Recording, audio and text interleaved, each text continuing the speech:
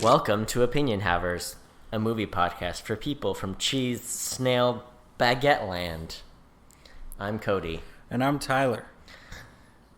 Tyler, what did we watch? We watched Jojo Rabbit. You knew I was going to do it. You knew it. I could tell by your face. We watched Jojo Rabbit. Jojo Rabbit. A Taika Waititi joint, as they say, in Hollywood, set in World War II, set in Germany, with some of our very favorite actors. Who are our favorite actors? Our favorite actors are like... Alfie Allen. And... Gosh dang it, that's the one I went to immediately too. I knew you would. And Archie Yates. Taika Waititi. Luke Brandon Field. Rebel Wilson. And my personal favorite, Sam Rockwell. It was so good. America's sweetheart. Am I right? Here's You're what we exactly need. Right. We need a buddy cop movie. Who will be in the buddy cop movie? Obviously Sam Rockwell, but who was the other character actor alongside him? Tucci. Stanley Tucci. Can you imagine their character acting forces combined? I love when people call people character actors like, oh, you're a great actor, but no one will cast you as a lead role. That's basically what it means. You know what I'm saying? Yeah. Anyway, if Sam Rockwell and Stanley Tucci combined forces for a buddy cop movie, I think it would create a film that, I don't know how, but would solve racism. Yeah. That's what I say. Mm-hmm. Spike Lee could direct it. Denzel Washington could play the grumpy old police captain, you know? Wouldn't he be grumpy? He would. This is a movie I want. Who would write it? Obviously, Christopher Nolan. There would be a sci-fi, mind-bending... he can... No. Here's Jonathan what I Nolan. want. I want it written by Jonathan Nolan, but I want Christopher to take the credit for it. Yeah. Like many people have accused him of doing before. Yes. That's what I want. Oh, yeah.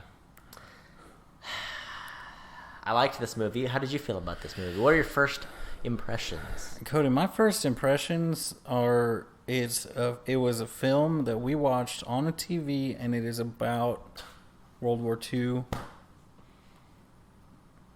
I liked it. Yeah. It's a good one. Cody, I bought this movie. Not having seen it because I saw the rental. Yeah. And I saw the purchase. And I thought, Taika has not let me down. Mm-hmm. Yet. Yeah. And I bought it. I threw $20 at Google, that threw it at Fox, that threw it at Disney, that threw it at some other company, that threw it at another company, that then threw probably 2 cents at Taika Waititi. Yeah. Because I trust him. He worked for those 2 cents. Or as they would say those are in my New Zealand, 2 cents. Those 2 crumbos. What's the currency in New Zealand? Probably dollars, crumbos. I think, isn't it? I think it's New Zealand dollars. U.S. dollars, yes. No, that's New Zealand That's dollars. what they use. Can you imagine? They just use American currency? I think, because, okay, here's an economics lesson in international economics. There are some currencies that just set their value to other currencies. So there are foreign currencies where they're like, our value is whatever the U.S. dollar is this week. That's what our value will be. You know, back in the day, there's the gold standard. Some people are got to go back to the gold standard. The gold standard is dumb. It doesn't work. If you think it works, you've been brainwashed. Am I right? Anyway, what I'm saying is New Zealand probably uses gold doubloons, right? There's probably like a big pirate ship that crashed on the shores of New Zealand, and it was filled with doubloons, and there's not that many people there, so I think they were just like, this is the money. Here's the money, and we'll all take some, and we'll use this to exchange for goods and services.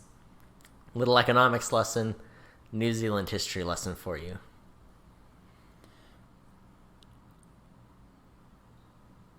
It is the New Zealand dollar. Yeah. Here's a fun fact. But is it made out of gold doubloons? They no longer use $1 or $2 bills. They don't make them anymore. They don't print them.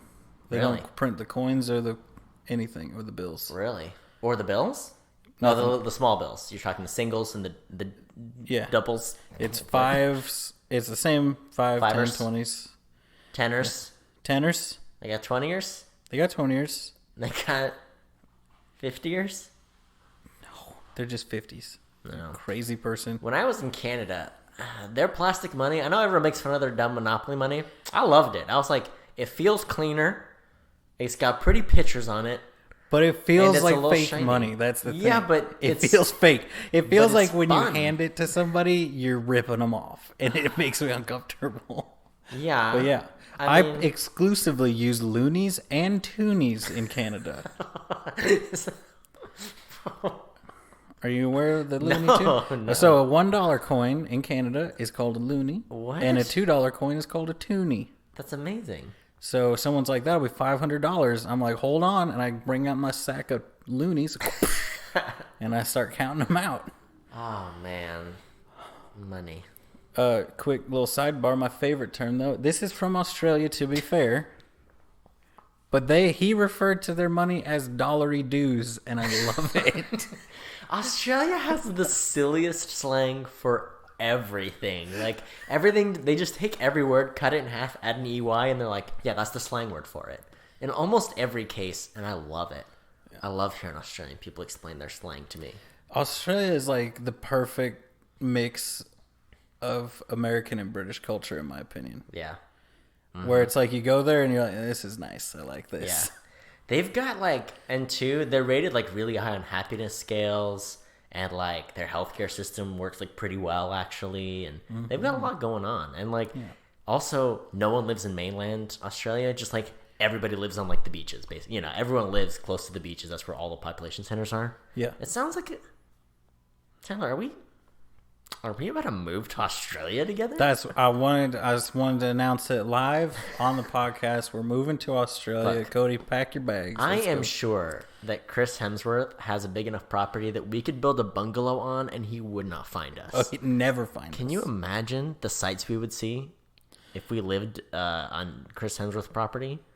We could watch him surf. We could watch him exercise, etc.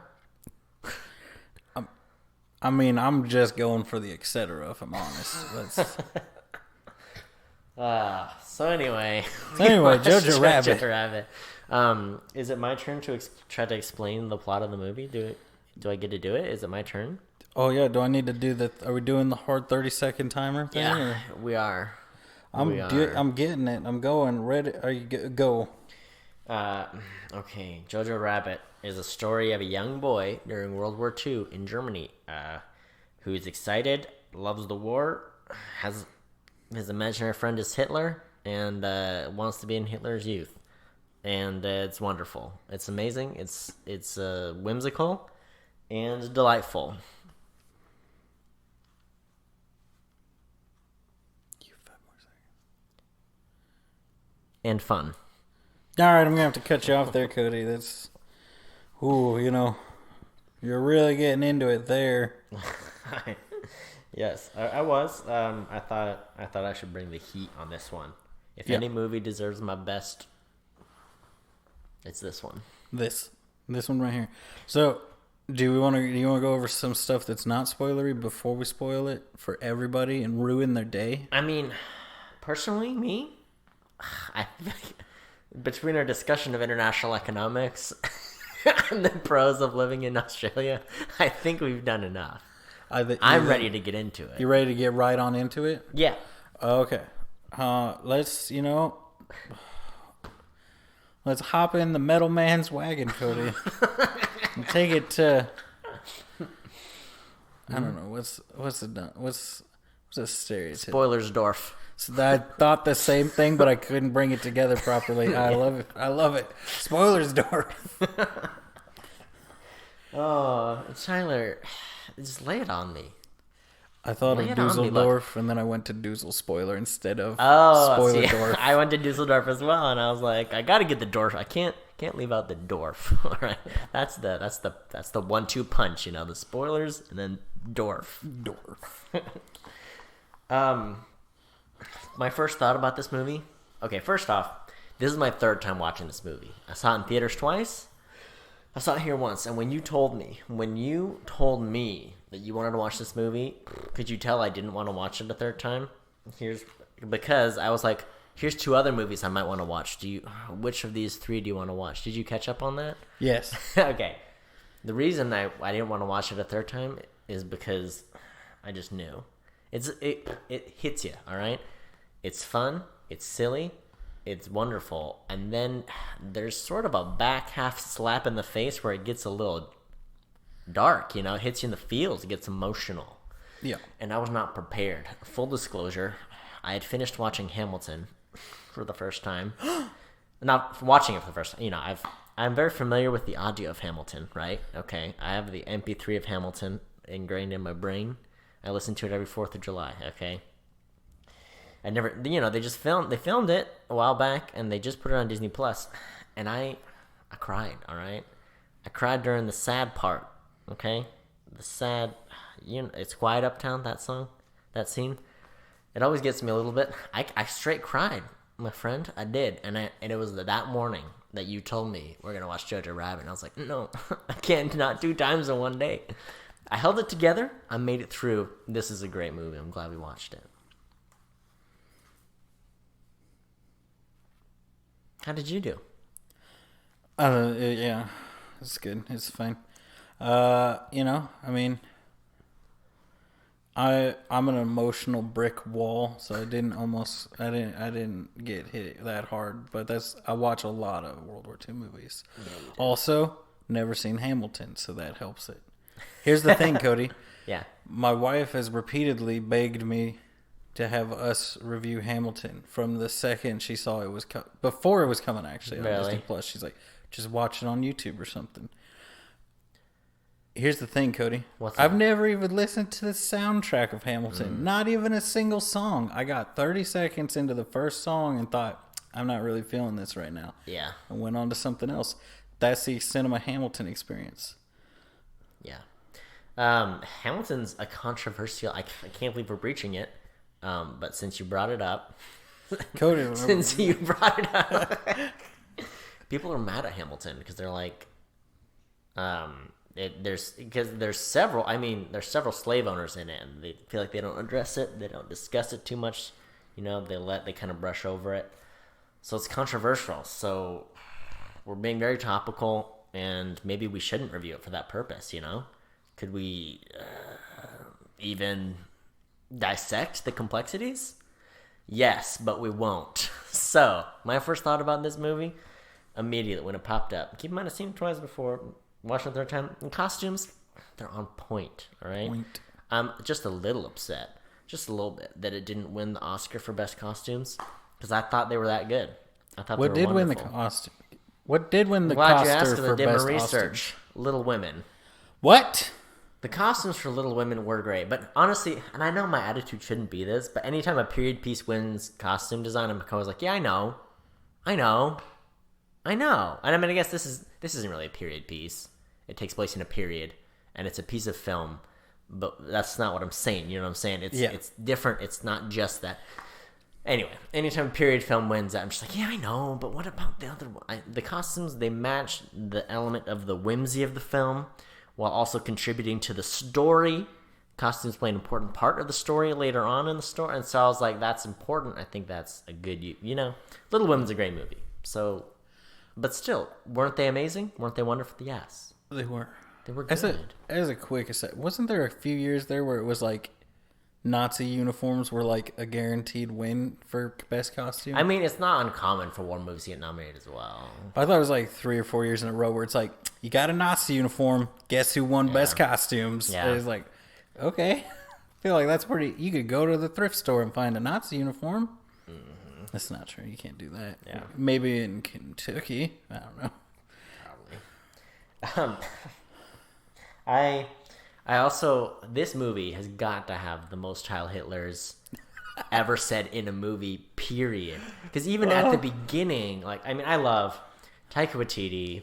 First off, either his mother's Jewish or his grandmother's Jewish, which makes this a really interesting movie that he decided to portray imaginary friend version of Hitler in the movie. Is really interesting.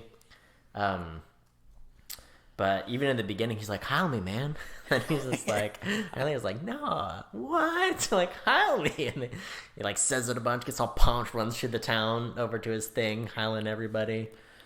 And like later in the movie, when like the inspectors come to the house and like he has to heil everyone. There's like 6 people. 3 times he goes through and heil everybody. I don't know. It's a good time. Yeah, it's a lot of heils for sure. Hitler. It's great. That before we get into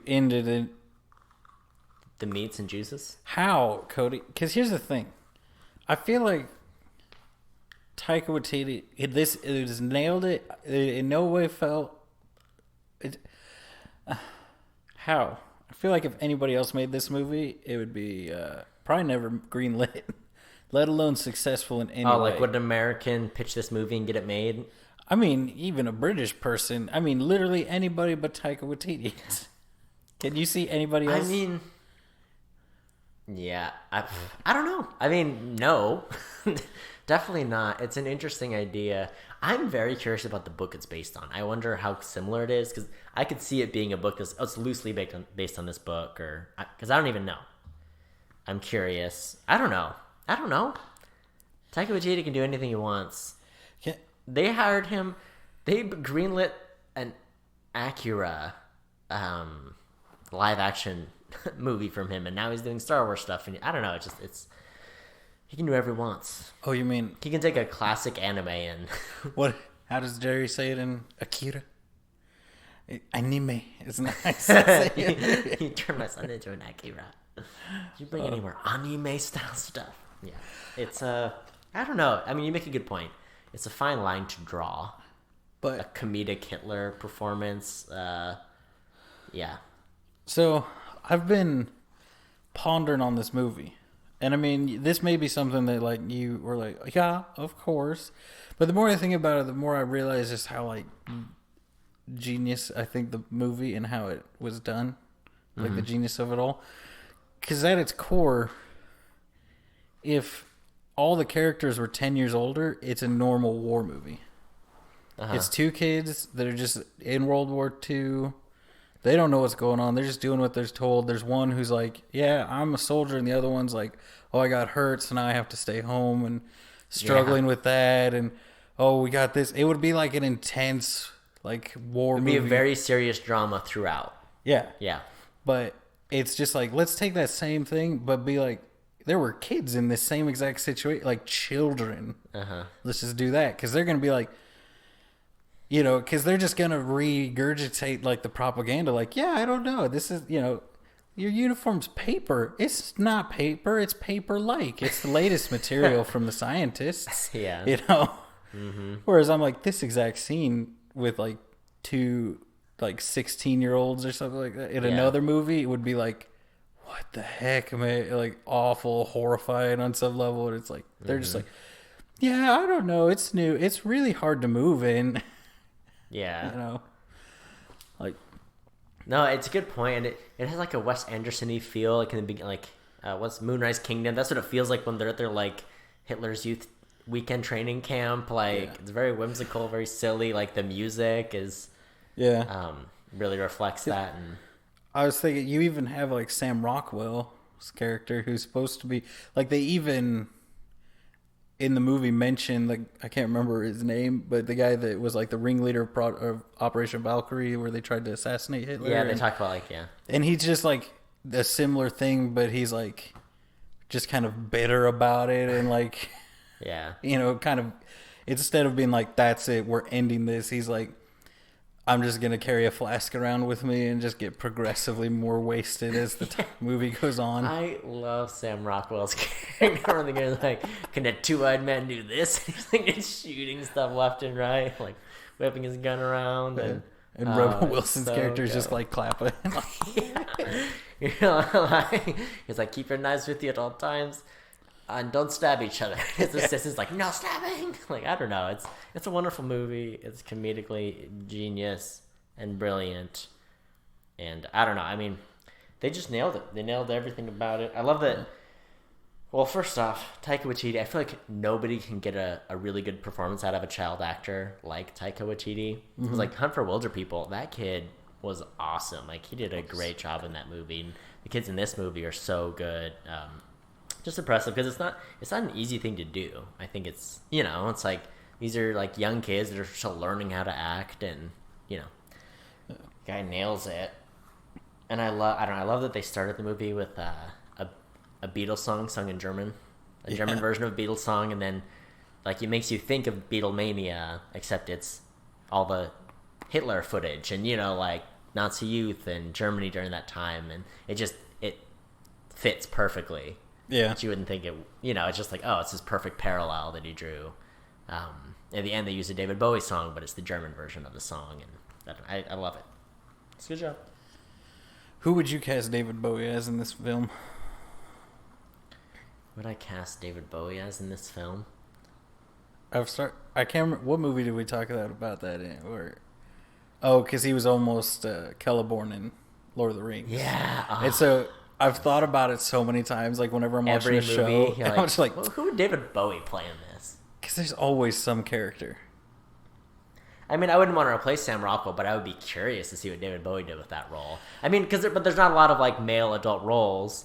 There's the Gestapo guy and his troupe, but really just the main guy is the one that has all the lines. Like, are there any other adult male roles? Alfie Allen's role is like the sidekick to Sam Rockwell.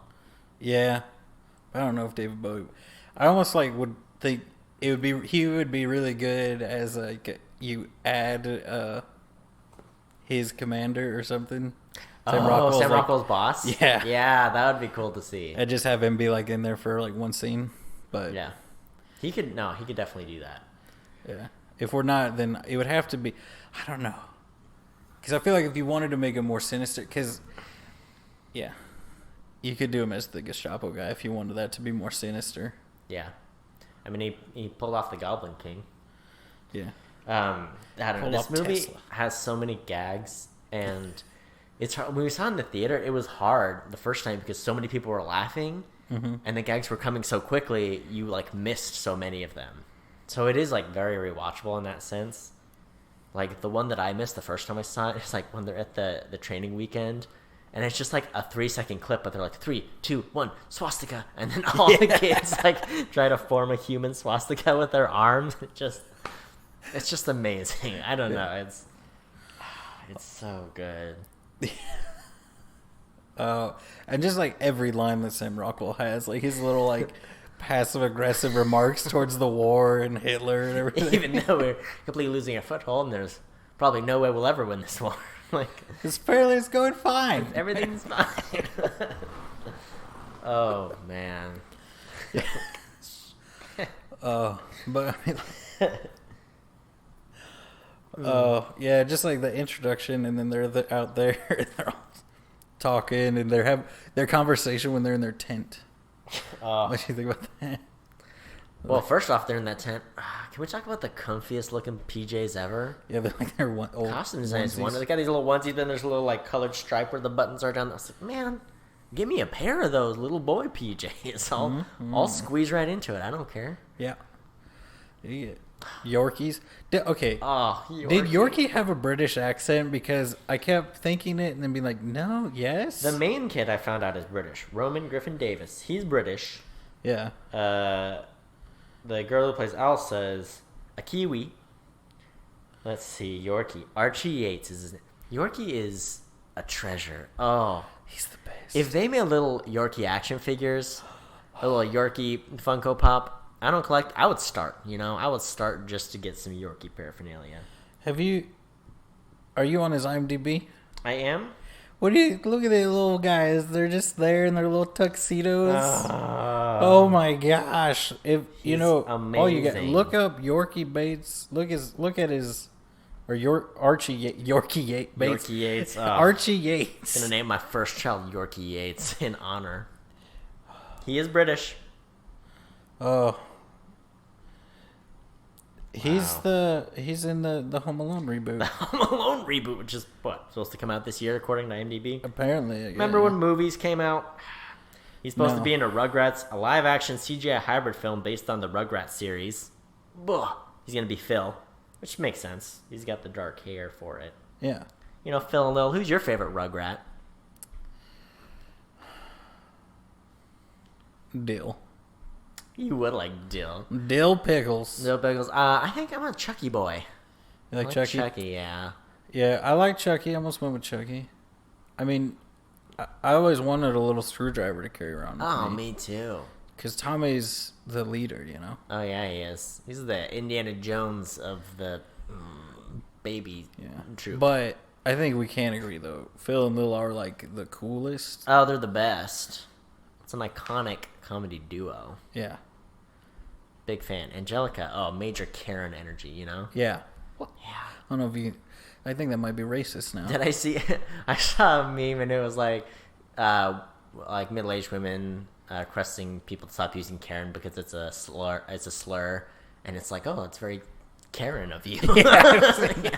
Stop being such a Karen. It's like always the response to that. It's like, Oh, man. Poor I feel so bad for anyone named Karen these days. It'd be a And terrible like the young life. ladies named Karen. I know there's not a lot of them, but my heart goes out to you. Change Soldier your name. on. What? Soldier on, you know. Oh. What you think I said? Nothing. I was just wondering what you said because I said change your name and you Change said your sol- name. and you said Very different on. approaches. Yeah. Oh, man. You imagine if your name became a racial slur and you had to just legally change your name. Like, well, that's gone. Yeah. So anyway, comfy PJ. I made no notes for the next hour of the film because I was engrossed. I was invested. It was I wanted to go make notes and I was like, I'm not gonna. And I can't say enough of like Taika Waititi's Hitler reacting with Jojo is just the best. He's like always offering him cigarettes, and he's like the first time he's like, no, I don't want a cigarette. The next time he just kind of waves it away. The third time he's like, stop offering me cigarettes. I'm a child. He's like, I'm sorry, I'm stressed out. I'm stressed out. Oh man. Oh, It's just so funny. They pull it off so well because there are moments where he's like real Hitler and they draw out that a little bit and make him kind of scary. But most of the time it's like, well, yeah, this is what, if a 10-year-old had an imaginary friend who was Hitler, he would kind of talk like a 10-year-old and they would have like silly banter back and forth, you know, like, and it's just, it works so well. Oh. he's like, when they're in the woods and he's like, people used to say all kinds of things about me. Look at that guy. He's a psychopath. He's crazy. He's going to get us all killed. Look at me. Shrugs. He's like, Well, oh man, it's so good. Oh man. And you know, as the plot goes on, it's such an interesting twist because like I even forget about like the main turn into the second act is that Jojo's at home and he realizes his mom is sheltering a Jewish girl in like an attic, you know, side closet space in their house, like a hidden room. and like it's attached to his sister's room. His Sister's sister's old dead. bedroom. Yeah, and his sister passed away. That's like the main. I totally forgot about that plot because I was so engrossed in like the training weekend and JoJo's story, and Yeah. it's such a really an interesting movie, and I think all the actors did a great job. Yeah, it is interesting that it is like nothing thing really about it is like, I mean, it's just a movie about World War II, but it's seen from a 10-year-old's perspective. So it's like, you're like, well, people are kind of ridiculous and over the top, and it's but there's some, like they turn it up to 11 at some points, but most of what people say and what is ridiculous about it is like, well, from a 10-year-old's point of view, this is how it would have been. Yeah, You know, like it's a really interesting lens to look through, and especially, I mean, I love that it tells the story from and the kid, he's pro-Nazi because he's a little boy, and little boys, little blonde hair, blue eyed boy, blue-eyed boy, yeah, and it's just like, hey, kids have army soldiers, and they play with toy planes and all of that, and if there was a war going on, like, wouldn't you, and you had a charismatic leader like Adolf Hitler, and you lived in, wouldn't you be sold on it? Have you ever seen like the interviews and stuff with people who were like kids in the Hitler Youth and stuff? No. And they're like, I was a fanatic. Like I believed everything. Mm-hmm. And they're like, yeah, you just like. They're like, I bought into every single piece of propaganda, and it's like you're like looking at everybody, like looking for the horns like you believe all the weird stuff. Yeah. And he's I liked how they use that in the story too, because at the youth camp, right, they're teaching propaganda, right, and then later Jojo gets the idea to like make a propaganda book since he has this Jewish girl living in his house. He can't rat out his mom because then they'll get in trouble and all that. So he's like, oh, I'll make a propaganda book, and so at times Elsa plays along with it and tells him ridiculous stuff, and other times she gets hurt by it because it is it's a hurtful thing, and those are things people really said about Jewish people in that time, and it strikes a really good balance, between like the serious and seeing it from his perspective, but also being like a truly funny movie. Yeah, because it really is just like finding the humor in like the ridiculousness of the situation. Like if you really step back and look at like some of the stuff that they said or the things that they did, and like remove the filter of trying to make it super gritty and horrifying, it's ridiculous. You got 11-year-olds marching around in uniforms made out of paper. Yeah. And kids running around in cardboard suits calling themselves the Metal Man to get metal for the war effort. He's walking around. He can't see a darn thing. There are two other kids walking around in a big tin costume saying, "Metal for Hitler," like with the little car going around the city. Like, I don't know. It's great. But sorry, go ahead. Oh, it's like the through line of like them giving him a hard time about his dad and calling him a deserter, and like basically his parents are part of the resistance movement, but they don't. That's not a major, kind of a major, but you never it's not like the resistance swoops in and saves them. It's like, no, they're just members of this movement, and the same thing that happens to them that happened to a lot of the people. Yeah. His dad's gone because he was a soldier, and now he's like defected or something, and then his mom just disappears every day. Yeah. He's like, yeah, she's busy. I don't know what she does. He's like, I don't know. She's very busy. That's all she tells me. Yeah. I think Scarlett Johansson did a great job in this movie. I thought she played like a great mother figure for him, and she portrayed too like just the stress of being essentially a single mother during wartime. Like the husband is gone and she's trying to do the right thing. She's hiding a fugitive in her home, and at the same time she has this little boy who's just been injured and he's feeling downhearted about everything. She did a really good job. Yeah. She got an Oscar nod, which I thought she did a good job. Yeah. I think it was very good. I liked a lot of their banter, because it is kind of how I imagine, because I know it's how I talk to my nieces and nephews sometimes, where you're just like way more brutal with them and how you talk to them than you probably should. So it's probably how I've told my wife several times, I'm like, you're going to have to stop me probably sometimes with our kids. I might scar them, and you're going to have to be like, stop what you're doing right now. Yeah. Oh, yeah. It was really sweet, too, because she's a mother to Jojo, obviously, but she also kind of takes over that figure for Elsa at points, too. She has to comfort her and try to, give her strength to continue on, because, I mean, a lot of people are quarantining now, but can you imagine being in a crawl space, in a secret room, tucked away and not knowing if you're going to be discovered? Yeah, and all your friends and family are dead or gone.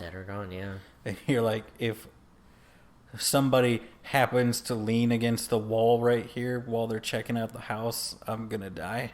That would be a stressful life. It really would be. It'd be, Cody, it'd be a little stressful. Just a little bit. Yeah, a little bit. Yeah. Smidgely. Yeah. I like you were talking about their dynamic, where it is like her acting, because it is really hard to, I'd say it's very vague on what her age is. It's hard to pin it down, because there's times when you're like, oh, she's 14, and then there's times where you're like, is she 18? Is she 20? How old are you? Mm-hmm. So I think they do say it specifically once or twice, don't they? Her age. Maybe. I think she's 19, and she pretends to be 17 Or maybe she's 17 because I know she was like friends with Elsa, and then Elsa was friends with the but she's also like sister. engaged. Well, yeah, but that's like they got engaged. But if people go off to war, it's like pretty common to be like, all right, if you don't die, well, let's get married. Yeah, so that's why I was like, is she like 14? But she's like, I don't know how to. Not only do I not know what I'm doing here, she's like, I don't know how to be an adult at all. Because it's been at this point, because this is towards the end of the war, so it's been years since she probably saw her parents. Yeah, right. Because I don't know. Do they say where they live? Spoilersdorf. Spoilersdorf. I don't know where they live. I guess Berlin, because it's at the end is the invasion of Berlin, or the taking of Berlin. That's the very end. Sounds right. Section. You're a resident World War II dude. Yeah. Yeah, there are a lot of details in this movie. I like something I noticed this time that I didn't notice before. Like one of the things he does, Jojo goes around and puts up like propaganda posters, you know? Mm-hmm. And when he puts up one that has Hitler's face on it, when he wipes it to put it on the wall, when he wipes his hand down, it makes a scary face, and wipes it back up, it goes back to like the normal face, and it does that a couple times. Mm-hmm. I didn't notice that the first time I saw it. Isn't it also swapping back and forth between like a Hitler picture and a Taika Waititi? Taika Waititi yeah, as I Hitler? think so, yeah. Taika Waititi as Hitler is so good. It's very good. It's like every time he showed up, I was like, yes, another Hitler scene, which I don't think has ever happened in another movie. Like Jojo's talking to Elsa, and Hitler's grumpy about it, and he's sitting in Jojo's bed with the covers and everything. And he's like, I don't want it to be weird. None of this should be weird. Yeah, he's like him cuddled in his bed. Oh man! And when he got out and like threw the covers off, and he's in his full uniform, I don't know why I didn't expect him to be in his uniform, but it was just like kind of shocking that he was still in his full uniform. It's so good too, because like they talk about like people will tell you that Adolf Hitler only has one testicle. This is not true. He has 4 testicles. Like, oh gosh, of course. Oh. I looked up, by the way. What's the guy that plays the Gestapo's? I forget his name. I know he's in like, is it Table 21 or whatever, that indie movie with Anna Kendrick, and he's in that movie. Stephen Merchant. Stephen Merchant. He's one of those guys that I don't think he's in anything big, but it's like everybody recognizes. He's in The Office. He's in Extras. He's in Logan. He's in Good Boys. The Good Place, Sherlock Gnomes. We've all seen these films. He's in The Simpsons. So anyway, he's 6'7". Yeah. And Sam Rockwell's how tall are you? I remember he's the same height as you. 5'9". 5'9", yes. So like normal height of a person, right? Mm-hmm. Like so they must have had, was it Sam Merchant? Was that his name you said? Stephen Merchant. On a box where they had them meeting, because he was 2 feet taller than. And Sam Rockwell's dumb grin when he's like, look, when they're like after that little standoff, he's like, oh yeah, I was just coming by. He's like, Sam, he's a treasure. He's a treasure. I liked how they portrayed the Gestapo raid, because it was probably like, you're so used to seeing it as this sinister, like, oh gosh, heart pounding, like you, like close up zoom on the people in the crawl space, and then cutting back to showing them walking over the crawl space, that whole thing. And then it's to them, and they're like, they're tearing it apart, but he's like, yeah, we're just doing a thing, every other day somebody's like, oh, I've got a communist behind my fridge, and it's just mold. And... it was really good. And the other thing too is, I think the Gestapo, if the mom's gone and it's just a boy there, like obviously, you're just going to schmooze the boy and get right in and do what you have to do. Like, I don't know. Yeah. I mean, maybe not to that level, but it was like, I don't know. Like you said, it was a refreshing take. But also, I forgot about that turn too, because she's hiding in her spot. And then by the time they come upstairs, she's changed into Inga, who's the sister that had passed away. She changed into her clothes, and she just like pretends to be Inga. Yeah. Which I thought was smart, and it added so much suspense and made for this really great scene. Yeah. So and then you have where they ask for her papers, and she has to find them. Yeah. and then hands them to Sam Rockwell. Well, when I first saw the movie, I was like, she's not gonna find the papers. Like, they could be anywhere. Yeah. She does find them, gives them Sam Rockwell, and then, yeah, so they did birth, and then he's like, oh, that's correct, and it wasn't. But I mean, I really like Sam Rockwell's character. Yeah, because that's what I say. Like, he's the same kind of guy as the dude. I can't remember his name. Captain something that did that was the leader of Operation Valkyrie, where he's like, I know this is bad and we've lost. Like, we're the bad guys. Yeah. And he's just trying to do the best he can in that situation. Yeah. And because you can even see, like, on his face when I guess, or they say they're the Gestapo, not the SS, right? So yeah. Yeah. So and he walks up and he's like, oh man. It goes to hand it to him. The guy doesn't want the He has no papers. He's going to look at the book. Yeah, the book. Oh, this is something I totally missed the first time. I only caught a little bit of the second time, and I got the whole thing this time. So he's reading Jojo's like propaganda book about like, you know, like what a Jewish person is and how to spot them and, you know, all that stuff. Mm-hmm. Then there's a whole like 3 pages of the book where it's like, what's this? And it's like, like ways to kill Nathan. Yeah, Nathan is like Nathan. Elsa's fiance. Yeah, and there was Nathan being shot out of a cannon. Nathan having his head cut off. My favorite by far though was Nathan being crushed under an old timey penny farthing bicycle. And I was like, oh my god, I didn't even know that was what that was called, and it made me so happy. Like, it was just because. I like that scene a lot because I imagine everything is done through the lens of how he perceives it. So I wonder, obviously, I hate to break it to you, Cody, but the whole story's made up. But World War II never happened. You've heard of Holocaust scenarios. Have you heard of World War II deniers? It's like the Holocaust happened. I would never deny that. World War II didn't happen. Unrelated events. It was just a ploy by Hollywood to sell more movies. Exactly. Steven Spielberg invented World War II so we can make Saving Private Ryan. But just like their whole attitude makes it seem a lot like, to them it was just like, it made it seem like they were trying to make it look like, to them this was just whatever, somebody said something, or this house got picked out of the hat.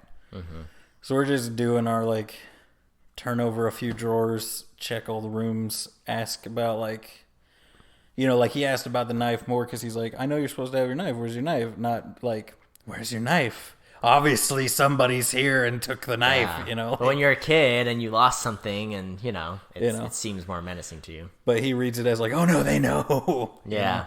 So it's like the same feeling of like the suspense, but in over weirder and dumber things. Yeah.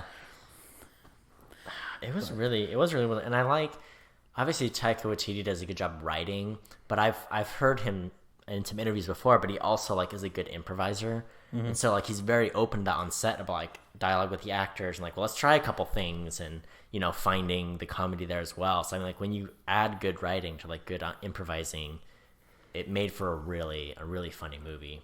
Yeah, it's like you made the joke of when the movie was over. You're like, "Where's the other 2 hours?" And I was like, "I bet you there's 2 hours of just him as Hitler."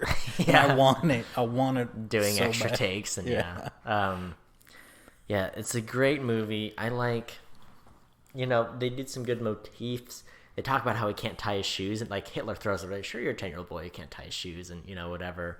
And then, you know, his mom has to tie his shoes for him. Mm-hmm. And then Elsa ties his shoes, I think, at one point, right? No, here's what I'm thinking of. So, a spoiler alert, we already did that, but the mom gets caught and she's hanged. Yeah. I like... Talk about it. Do a little injection here. Interject. They show the people being hanged for treason. Yeah. And all he looks at is the shoes. Mm-hmm. So when it's like the mom's looking, it shows the whole gallows. The whole gallows, yeah. But when it's him, it's just the shoes. And then there's several scenes where they show just the mom's shoes while she's walking around. And it's always the same red shoes. With like, is it red and white shoes? Yeah, red and white, like saddle shoes with a little heel, and they're really cute. Continue. So I mean, they do that reveal, right? So he's looking at the posters he had hung up, and he hasn't seen his mom yet, and then a butterfly catches his gaze, right? And then it lands right on his mom's shoes, and she's hanging from the gallows, and we just see that, and it's such a heartbreaking moment because it's the movie's getting a little darker, right? Because the war's coming closer and closer to them, but I mean, it does break your heart to see that, and then he goes to tie her shoes. He like wants to know how to do it, and he can't do it. It's really tender. I mean, that's what I talk about. Like, the costume design is an important part of this movie. Like, if you don't establish well enough that those are her shoes, and if her shoes aren't distinctive, then it doesn't matter when he just sees her shoes. So I think, it was a great decision, and they did it really well. But then at the end of the movie, when it's finally time, when the war's over and it's time to go outside, Elsa's got on her clothes, and he kneels down and he's able to tie her shoe, and it's kind of like, oh, he's grown up and he's come to terms with it, and he's gonna be okay. It's gonna be hard, but he's gonna be okay. Yeah. And on a lighter note, because wasn't it like right before or right after the reveal of his mom being caught, where it's like this time you see Yorkie, the only time you've seen Yorkie since camp. Mm-hmm. And it's because they're getting ready to defend the city. Yeah. And he's like, Yorkie. He's like, oh, hey. And he drops the back of a bazooka. Just shoots right into a store. Oh, man. Yorkie, he's a blessing from above.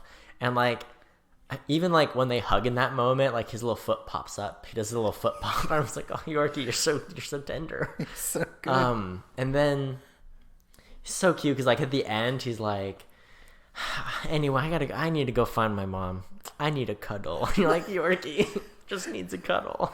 Yeah. A cuddle. Like, even that way, like, he found him where he's just sitting there, and he's like, it's like the super classic, like, two kids, they got separated by the war, two friends, now they're finding each other again in this final battle, and he's just sitting there, like, leaned against a table in, like, the dirty undershirt from his uniform, and you're like, this is, like, pulled from a movie like Saving Private Ryan, but it's a 10-year-old and an 11-year-old, and he's like, if it's like in that movie, in the older people movie, it's like, I need a drink. And this one, he's like, I need some cuddles. It's like, it's the same thing. It's something that might have actually happened in this time, in that time, but it's so ridiculous. Yeah. Oh, it's so good. And then there's like one more theme I noticed too. I don't know if I noticed this the first time watching the movie, but Elsa and Jojo are talking, and he's like, what's the first thing, you're going to do when you're free, when this is all over? And she's like, I'll dance. And I didn't even think about that, but rewatching it at the end of the movie, that's what they do. Mm-hmm. They make it out into the street, and they dance. They dance. And it's a little silly, and it's a David Bowie song, and the best way to end your movie is with a David Bowie song. I've said that. I've said that every episode of this podcast. Every single one. It's still true to this day. I've cut it out of most of them, though. Edited it out. Talk to me. I feel like we've glossed over Rebel Wilson's character. Oh my gosh. I don't know if everyone's on the Rebel Wilson train. Personally, I am. I enjoy her jokes, her jabs, her jests, and her bets. In just about everything I've seen her in. If I can plug one of her overlooked movies, Isn't It Romantic? I think that was like a movie from last year or the year before. It's like a parody of romantic comedies. Yeah, because she's like stuck in a romantic comedy, right? Basically, yeah. She gets stuck in a romantic... It's a great movie, honestly. Yeah. It's a very good movie, but she's great. She's amazing in this. I love her as a Fraulein with a German accent. Fraulein Ram. It's amazing. In the beginning, they're like, the boys will be engaged in training exercises and stealth and how to handle, how to throw a grenade and blah, blah, blah. And the women will be important, learn important womanly duties such as how to sew, cook, and to get pregnant. And she's like, I've had 17 kids for Germany. What an amazing time to be a woman. And even like there's the scene, she's like the physical therapist at the pool, when he's going through, he's like, and she's like, they're all like talking, he's talking to Sam Rockwell, like, how do you spot a Jew, and whatever. And she comes like, my cousin saw one once, and then she like does like a 20-part scoot. She like scoots she's on over the end of the super long bench. She like scoots over, takes her like 10 seconds. It's so good. What is it like? What is she like? He got eaten or something? Yeah, he got eaten. She's like, no, my was it her uncle got or cousin got mind controlled by a Jew, so that he cheated on his wife. And then he cheated on his wife and then ran away and then drowned in an unrelated accident. Rebel Wilson's great. She does a great job in this one. And like when he first comes to their little office, and she's like, "All right," she's like, gives him a bunch of stuff to do. She's like, "All right, here's your conscription papers, and here's a gun." And everybody's like, no. And Tiffany pointed this out to me. She just kept, like, people would push the gun away. She just kept putting it back to him, trying to give it to him. Like, she was really trying to give it to him. But anytime she had a gun, she pointed it directly at the nearest person's face. And everybody was always like, oh, gosh, like smacking it away or something. And she would just be like, what? What are you talking about? I don't know. What? Speaking of a Luger, I didn't notice this the first time I watched this either. There's a part where, they're doing the pool training, and Hitler, as Taika Waititi, is swimming in the pool, and he just has a Luger in one hand. Yeah. And he's like floating in the pool underwater. I liked Sam Rockwell's remark where he's like, they got me doing water combat training, in case the Allies invade a pool somewhere. Yeah. And they have the real conversation. They're like, oh, wait, people are drowning. All right, so gotta go. Yeah. And then my other favorite Rebel Wilson moment is like, it's at the end. The city's getting invaded. They're like making their last stand. She has like a kid with a grenade tied to his back. She pulls the pin and is like, all right, go give the first person you see a hug. Yeah. Like, no. It's like, you kind of have to like be open to like the little macabre humor. But it's so funny. It's a great movie. But see, that's what I'm talking about. Like, usually they focus on like, and all these people are dying. Also, a bunch of kids were involved, but they don't.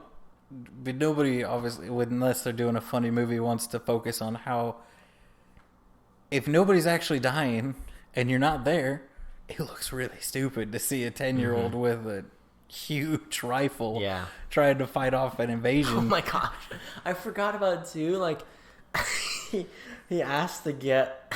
He's like, I asked for dogs, like, and then they've got like 6 German Shepherd, just like dudes that watch sheep with like the lederhosens and the whole thing. He's like, Alfie Allen's character's so overlooked. He's the guy that said like, no stabbing.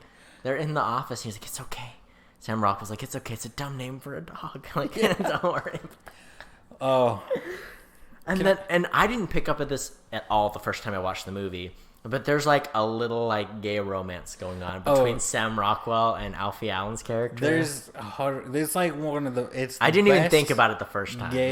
Gay couple in and any the movie moment ever. you pick up on it, it's amazing. The rest of the movie, because there's the part where like they talk. It might be during that scene, but like he's like okay, and they're both just like looking at each other and standing just a little bit too close.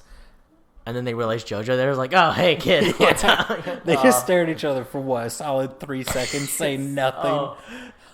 And then you notice, too, when they're sitting at the pool, Alfie, he like, got his legs crossed. It's a little bit effeminate. He's sitting a little close to Sam Rockwell. Didn't think about it the first time watching the movie.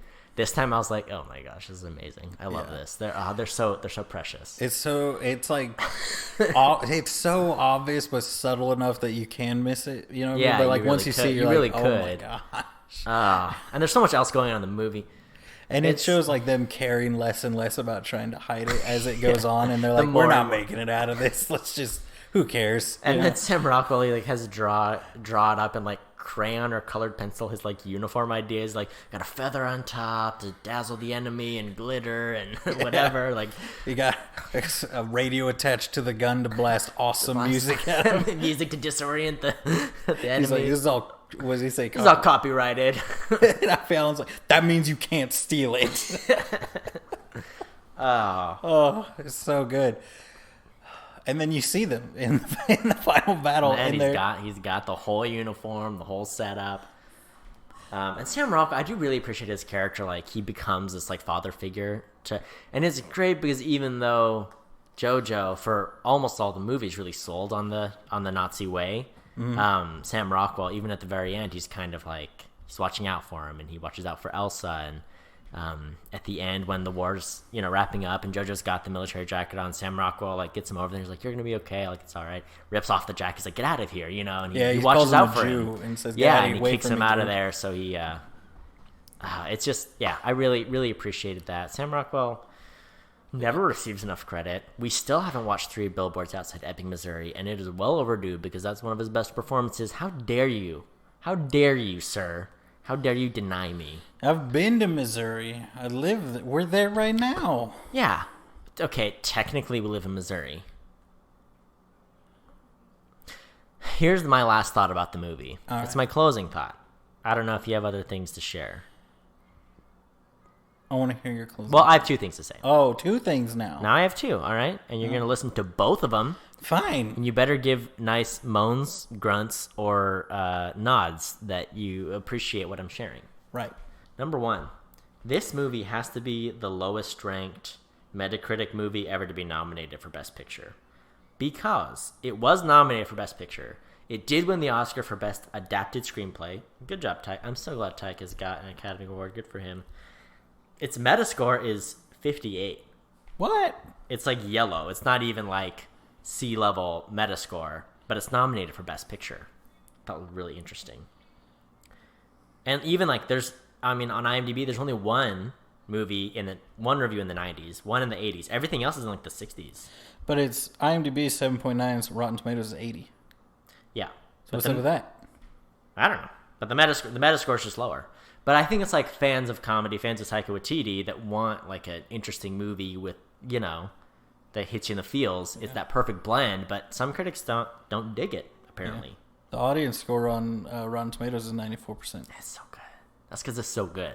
It is. Critics aren't always right. Critics are dumb. I've been saying it from the beginning. I don't like them, and I wish I could get paid to watch movies, and how dare they have worse opinions than me. Yeah. Here's my last thought. Hit me with it. Michael Giacchino. You familiar with this man? Nope. He's one of like the 3 working music composers for film. Yep. He does basically all the Marvel movies, all the Disney movies, and 80% of other movies. It's like him, Hans Zimmer, Danny Elfman. Those are basically your 3 choices. Anyway, he does it. He's done Up. He's done I think he does all the Avengers movies. When does this boy sleep? Because every movie I watch, he's one of the 3 names listed. He does every movie. When's the time in the day? When are they not scoring movies? That's what I want to know. What's his workload like? Because he does everything. I don't know. I did watch one thing once where they were talking to Hans Zimmer, and they asked him a similar thing where they're like, I watched a Toyota commercial and you're credited. What the heck? And he's like, here's a fun fact. Unless it's a multi-billion-dollar movie or something, he's like, I didn't go there and do it. They just paid to have something I've already made. Interesting. So it's like most of the stuff, they just have stuff already made and they just kind of arrange it to the movie. Interesting. But like something like this, I don't know if he would have actually gone and it was so done unique. All the stuff. I feel like the part with the child choirs and all that. Yeah. So movies might warrant it, but like a lot of stuff, or they've already made a lot of it, like they've written it and they just have to like go and be like, all right, how can I modify this, or how can I re-record this in a different, like, do I have a string orchestra or a choir? Or do you want to guess how many credits he has on IMDb? 3,652. Very close. 141. Oh, not close at all. That's so many. Can you believe that? 141 movies? It's a lot. It's many. I mean, Planet of the Apes, The Incredibles, Ratatouille, Star Trek, Star Wars Episode 7. Probably just a few themes, because I think John Williams is the main composer. Yeah. Super 8, Small Soldiers. Oh, Small Soldiers. Okay, Small Soldiers, and Mortal Kombat, my 2 favorite movies from ages like 6 to 8. Oh, I watched Small Soldiers. I'm sure it's terrible. I have the toys. I have the VHS. great movie. Yeah. Anyway, I'm just saying he does Lion King, Spider-Man, Yeah. Bad Times at El Royale, Jurassic World, Coco, War of the Planet of the Apes, Yeah. Rogue One, Doctor Strange. I Yeah. keep going. Fine, I will. Yeah. Zootopia. Oh. Do you know what I'm saying? Mm-hmm. My point is, it's a lot. Yeah. I'll have to find the thing where they talk to him about it, because it is interesting to hear how they do it. How, like, they have like 1,030,000 chunks of songs and they just rearrange them for the most part. Interesting. Or they'll use that as a basis, obviously. I'm sure Yeah. they modify them a lot, but it's not how I thought it worked. Yeah. But yeah, I mean, it's a good score for the movie for sure. Everything Yeah. fit perfect. It really did. And I mean, and then the song choices, as I mentioned, were great. I thought they were wonderful. I love this movie. It's a great. How would it rank for you among the Taika Waititi movies you've seen? This one, as of right now, it might be my favorite one I've seen of his. I think I'm on board with you. It might be my favorite. And then maybe Ragnarok, Hunt for the Wilder People, What We Do in the Shadows. Eagle vs. Shark, I'm sorry. It's my least favorite. I saw it so long ago, I might enjoy it more now, but Yeah. it's a deep cut. It's like, I think it's his first feature. See, the more I think about it, the more I think that What We Do in the Shadows is higher up on the list than like it's below, just below this. It might be my second favorite. Very good. I think, And I've heard the TV show is actually really good too. Yeah. The American TV show they did for it. I haven't gotten into it, but I've heard it's great. yeah, I've heard good things. I keep wanting to watch it, and then I don't. Yeah, me too. Uh, I've heard you just have to give it like 2 or 3 episodes and it gets like amazing. oh, not 2 or 3 seasons like every other show. Well, it's in its 3rd season, I think, or just finished its 3rd season. So Yeah, it's that sounds got about right. it's got some heft there for you to dive into. You know. Yep. This is how I would.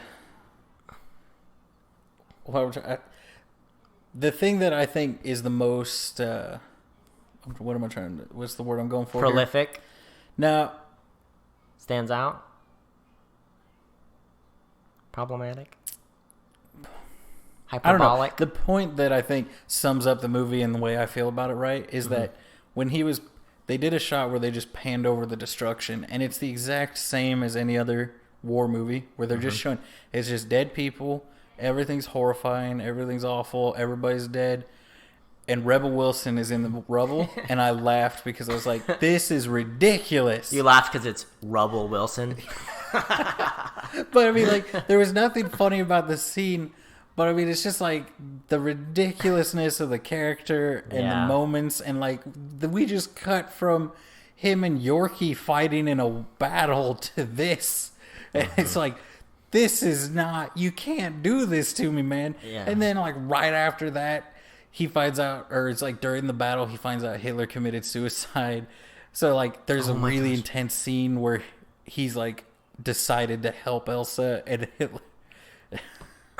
He comes in and he's like, I don't know if you noticed, I thought it was very interesting that like after he makes the switch to being like, I don't know if I'm into this Nazi stuff anymore. Yeah. Hitler's now wearing the SS uniform instead of his tan Oh, uniform. yeah. And but so he's doing this super intense, like he's like playing More like Hitler and not just Like, imaginary friend Hitler. yeah, like yelling at him and screaming, like spit's flying from his mouth. But the whole time, it's just makeup, like not great makeup that's like super gory, just like A giant prosthetic gun wound from where he would have shot yeah, himself. like it looked like grape jelly on the side Yeah. of his head. But yeah, it's like tiny hole, big blown out section on the side of his head, and it's like, what is it? This is a super intense scene, and then at the end of it, he kicks him out the window, and he just goes flying out there like Thor kicked him. Oh my gosh, it's so good. And then even like the scene before that, when like he's like, "Figured out, kid. Like, you know, Get your priorities get your together." priorities straight."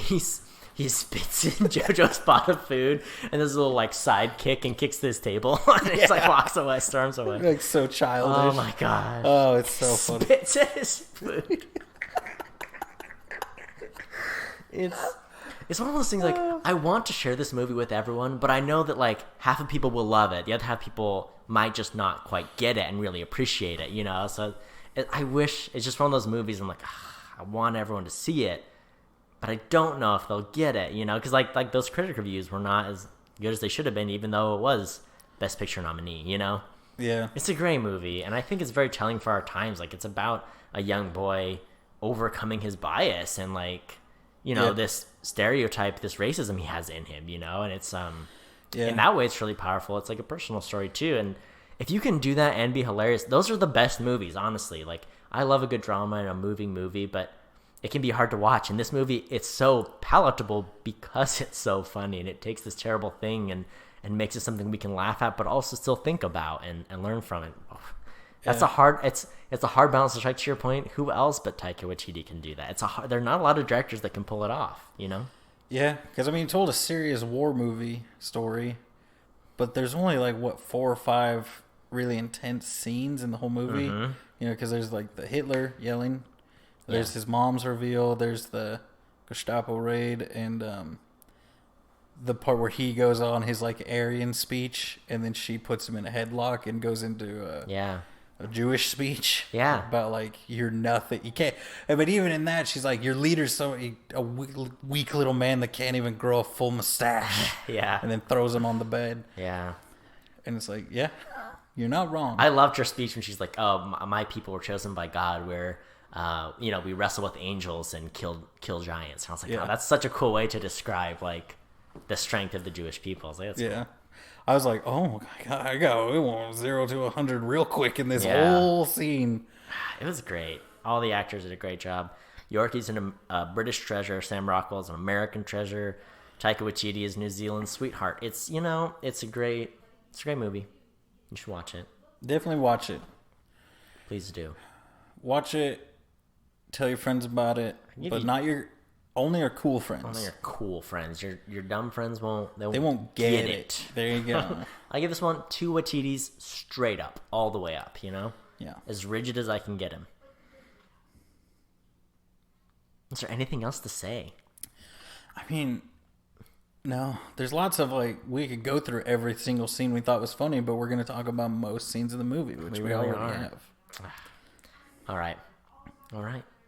Then I'll that's all I have to say. The German Shepherds do make an appearance. They defend the city. He's brilliant. He's brilliant, and we need more of him. Taika. Give him the Hobbit movies. I love it. Thanks for listening. Yeah. Share us with your cool friends. Opinion Havers. If you're cool, you can tweet me at Opinion Havers. If you're not cool, you can't. It's not allowed. Yeah. Those are the rules. And you rate us on all the stuff that you listen on. It does. It's good. It's good. We gotta. If we ever want to get more than 4 listeners, then we need the ratings. I don't know how it works. I just know that's what you need because the robots demand the ratings. The bots demand them, and we have not offered... The algorithm... we have offered 1.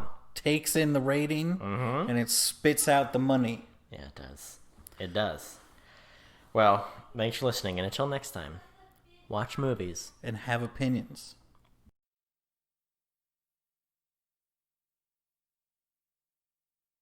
The German Shepherds. German Shepherds. If you're a German Shepherd, tweet me at Opinion Hour.